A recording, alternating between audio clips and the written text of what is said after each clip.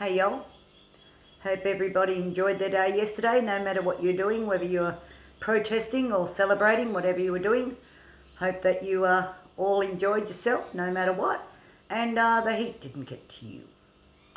Okay, we've had a lot to deal with in society since Christmas, may I add, and New Year's.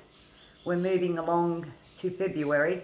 And it's now a time of concern because, as we all know, the vaccine rollout is coming out. And that's a good thing for society, don't get me wrong. And everybody's embracing that because they feel there'll be some sort of relief and things will most probably, say 50% will get back to normal. There'll still be a lot of things that'll be in place in society that we won't be able to get rid of, like mask wearing and whatever else. So remember that with remodified freedoms. As I said, it is remodified freedoms. But anyway, let's get down to the vaccinations and the vaccine. Okay. Now look, everybody is concerned about a lot of debating going on with the vaccine and how it affects people. And there's a lot of questions now being asked whether this vaccine is effective for the new strains. That's one thing. Will a person, once they do get the vaccine, will they be immune? Or will they still be able to pass it on to other people? Or another one is, will this vaccine they get protect them from the other strains? That's another thing. And on top of that, a lot of people, a lot of the elderly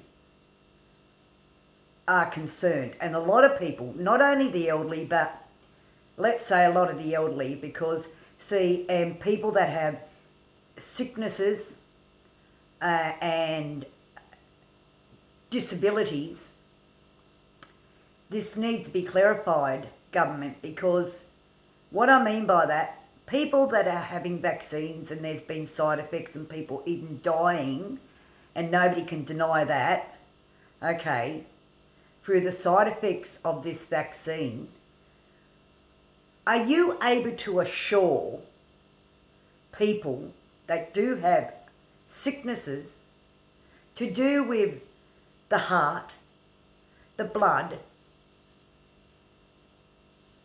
and on top of that, with respiratory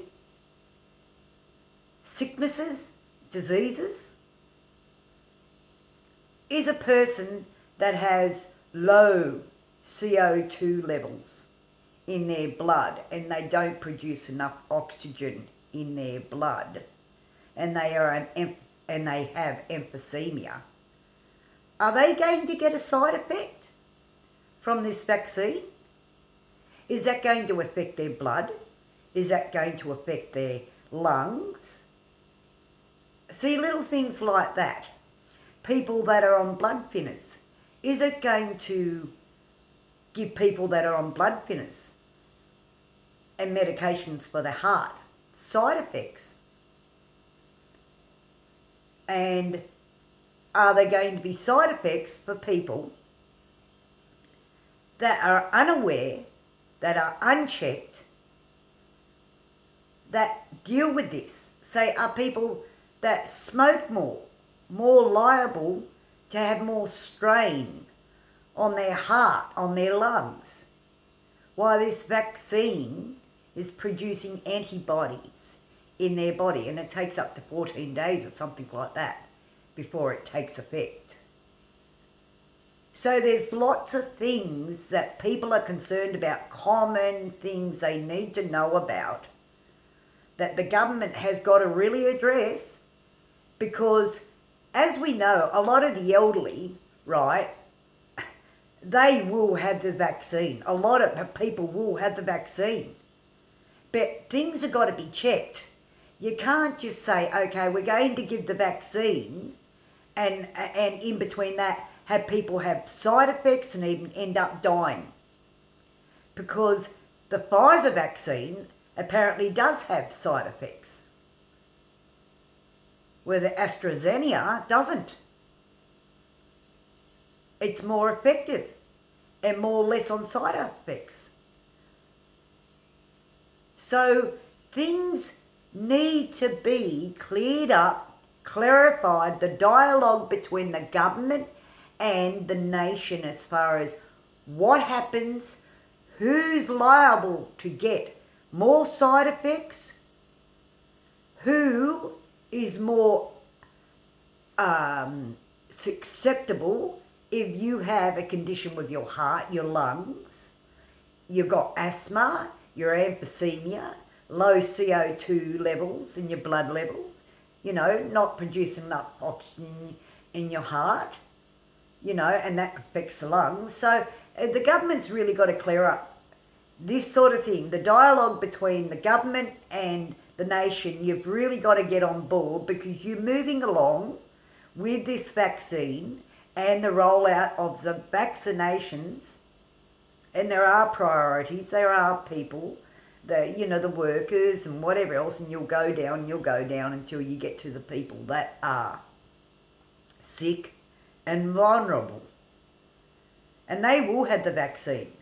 So are you able to assure the nation government that you're going to make sure that we have Education Plus to us, so we're aware of every single thing? Who shouldn't have the vaccine? Why you shouldn't have the vaccine? If you do have the vaccine, what happens if you have certain conditions? What's going to happen? Make people unscared. People are scared and worried.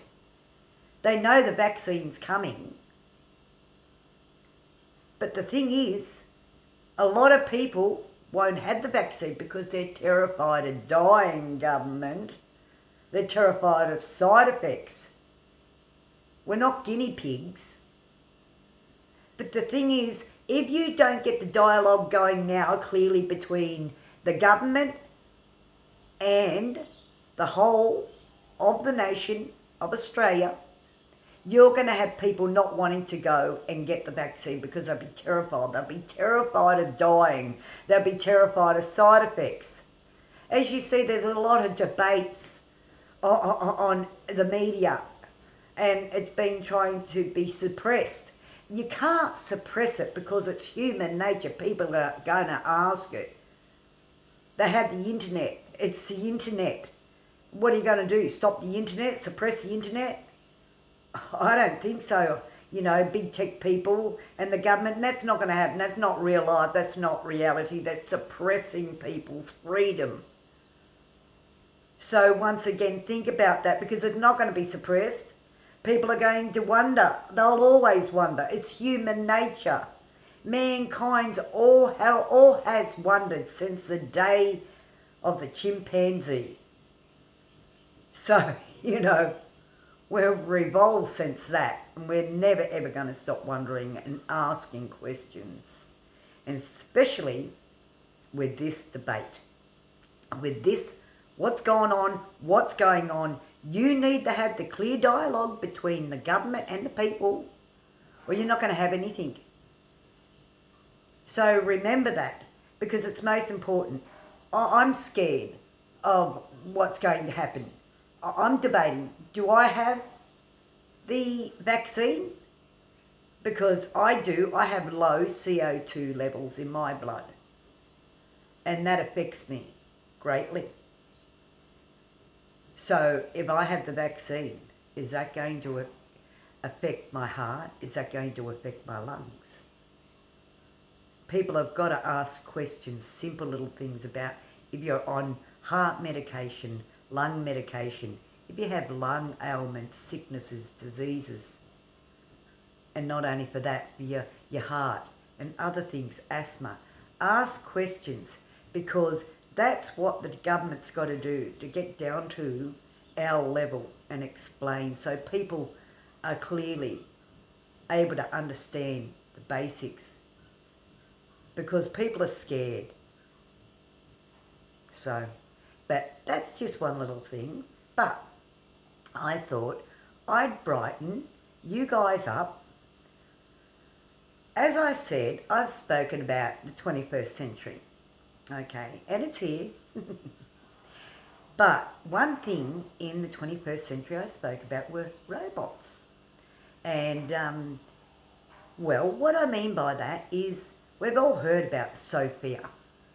We have. Sophia the robot. And her robot family. And I just love the idea to think that robots, if introduced to society, would be there to support society, learn with society, grow with society, and eventually be with society and integrated. And I think 21st century, this year, it will happen because Sophia and her friends, her robotic friends, and they are robots, just like Sophia, are now, this year, well, you'll see more of them out in society. And it's wonderful because you'll see Sophia and her robot colleagues, as I call them, in such a way that you'll find them endearing, loving, because they look like a human. Oh my God, they're so human-like, it's not funny. And you'll see them introduced this year. You'll see them, Sophia and more of them. And you'll see them in such a way that because they're there to support and help and teach us things as well as us teach robots also. Remember that. Hand in hand. Robots, humans. It can happen. But this year it will happen. So look forward to it, guys, because Sophia and her friends, her robot family, you'll see more of them out and about on the tubes. And so look out for that because it's happening. As I said, robots this year, the 21st century, this is the very first year that robots will be introduced to society and they will be born from this year on. So that is something to look forward to, I dare say. Anyway, look, with everybody, I hope that you know that you're coping with this year. People that have lost their jobs, I hope that there's some relief out there. Not that the government's put any real plan on anything. Nobody's heard anything about their plan for getting the economy back up and running, which is really poor. Another thing, I'm going to have a dig at your government. You know, with all these people that are rebelling and that sort of thing, and I've been young, but I've also stayed within the law, and a lot of people are law-abiding citizens. But I can say it's disgraceful how you, government, and the health minister have let things go. Because you made a stand a couple of weeks ago how horrified you were on everything. And I see, and other people all over Australia, have seen young people, not blaming the young generation, no way. I'm just saying people out doing what they want, not giving a bugger of a damn in regards to mandatory law. So I think that government, you know, really it's a joke. What you're doing is a joke. Because even the police are overrun on things. I mean, you know, on their borders and that, they were cut short on stations and local stations and, you know, their local areas and whatever else. So, you know, that's a bit poor because you packed up the army and they're gone, of course. But the thing is, there's no real immediate support, security and safety for society. Like your stupid little COVID marshals, heard no more about them. Hush, hush, goodbye, because they were pathetic in the first place. But anyway, for the police, I do think they are trying to work in with the community, so I commend them for that. But I also think the government has got to make more of a stand with people that are breaking the rules and regulations, because we all want to get back to normal. We don't want to wear masks for the rest of our lives, but at the moment we have to in society. And a lot of people that don't give a damn, and government, you're just swaying in the wind with people. And I think that's really wrong. So address what's going on in society, because there's a lot of people that are getting out of hand, like stabbings and whatever else, and trains and, and in plazas and whatever else. And I don't see you taking a stand on that at all. But anyway, I do believe that this year's going to be, by March, heading into, winter, that we're going to see a lot of people come down again with this contagion. And, with the new strains around, I dare say a lot of that's going to be, people are going to catch that contagion. Now, I don't want to be a Debbie Downer, but with the way things have happened now during summer, and people, and they are just running amok on the government, they're doing what they want, that the contagion will be around and people will catch the contagion. It's only a matter of weeks before that happens, and as I said, by the time winter moves in, we're going to be sicker than ever, and then we've got the rollout and the worry of this vaccine. So the government really want to get their finger out of their bum and start doing things, because there's no real progress on things, and people are getting worried and niggled by it all, government.